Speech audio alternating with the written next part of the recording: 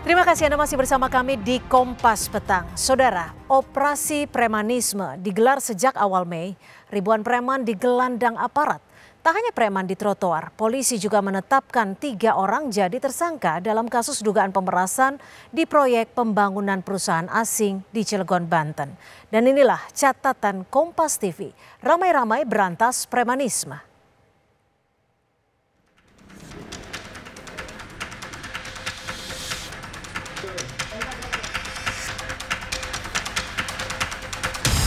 Sejak awal Mei, publik disuguhi aksi penangkapan preman.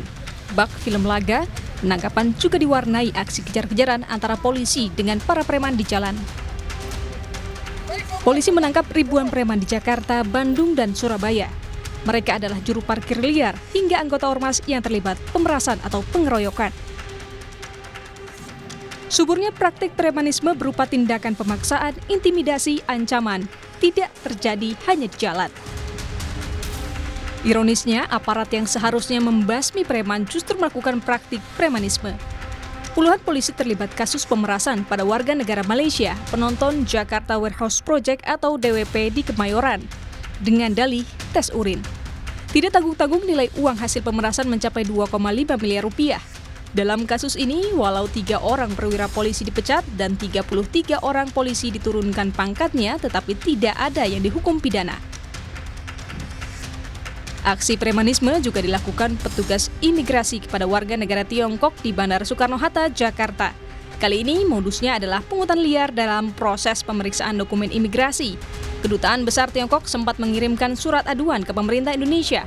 Akibatnya mulai dari kepala kantor hingga petugas konter semuanya dicopot. Tetapi tidak ada yang dipidana. Total jumlah yang dicopot sebanyak 71 petugas. Per hari tersebut telah dilakukan penonaktifan terhadap 71 pegawai. Terbaru tentu penangkapan Ketua Kadin Kota Cilegon Muhammad Salim bersama 2 rekannya karena mengancam dan memeras kontraktor proyek asal Tiongkok. Salim meminta jatah proyek senilai 5 triliun tanpa lelang. Kepala Kantor Komunikasi Kepresidenan Hasan Nasbi menegaskan fokus pemerintah membasmi penindakan aksi premanisme sebagai komitmen untuk menjaga iklim investasi dan membuka peluang lapangan pekerjaan. Yang dikejar oleh pemerintah itu adalah aksi premanisme, terutama yang mengganggu, awalnya ini ya, yang mengganggu proses bisnis. Jadi investor takut masuk ke kita. Ya, orang-orang yang ingin berusaha itu takut untuk berusaha di kita karena ada biaya-biaya tambahan dan beban-beban tambahan akibat aksi dan ulah premanisme. Tindakan premanisme, mau dia individual, mau dia berorganisasi, itu yang ingin nanti dihilangkan oleh pemerintah. Dan hari ini pemerintah sedang membentuk tim khusus untuk mengatasi ini.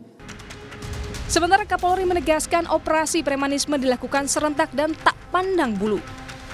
Polri tidak melihat ini dari kelompok mana. Jadi kalau memang mereka kelompok yang terindikasi menggunakan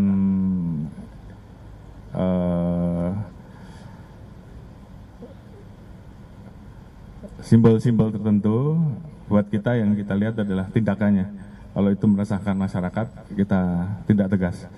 Jadi apakah ini dari kelompok dalam tanda kutip ataupun siapapun itu, sepanjang itu meresahkan masyarakat, kita tidak kompromi dan kita tindak tegas.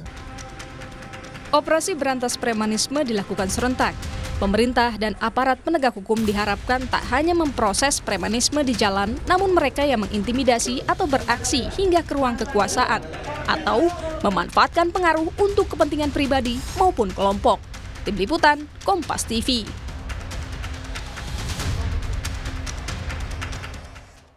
Saudara, data Pusat Informasi Kriminal Barreskrim menyebut di sepanjang tahun 2024 terjadi 4.207 kasus kejahatan premanisme dengan senjata tajam.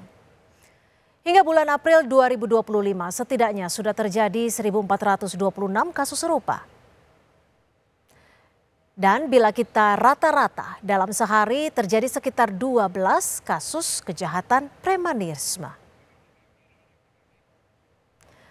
Dan aksi premanisme paling banyak terjadi di wilayah Jakarta, Depok, Tangerang, dan Bekasi.